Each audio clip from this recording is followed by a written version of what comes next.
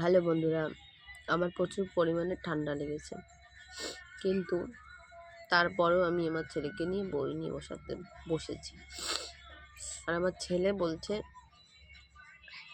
আমি পড়বো না, মাথা ব্যথা করছে, গলা ব্যথা করছে।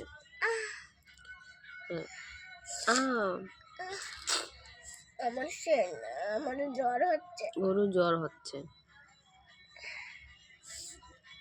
আমি বসে আছি, আমি বসতে পারছি না, চোখে জল চলে আসছে, নাকে জল আসছে।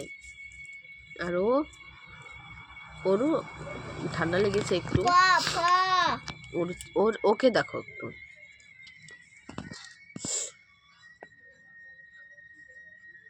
শুয়ে শুয়ে কেউ কি বই পড়ে?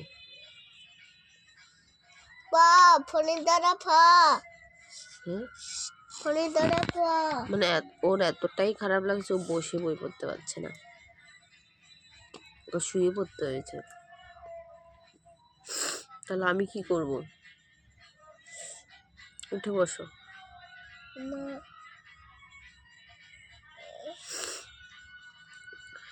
তো তোমরা কমেন্টে বলো ও কি করবে, আমি ওকে পরে শোনাবো সবাই কি বলেছে। শুয়ে শুয়ে পড়তে হয় নাকি পড়তে হয় না?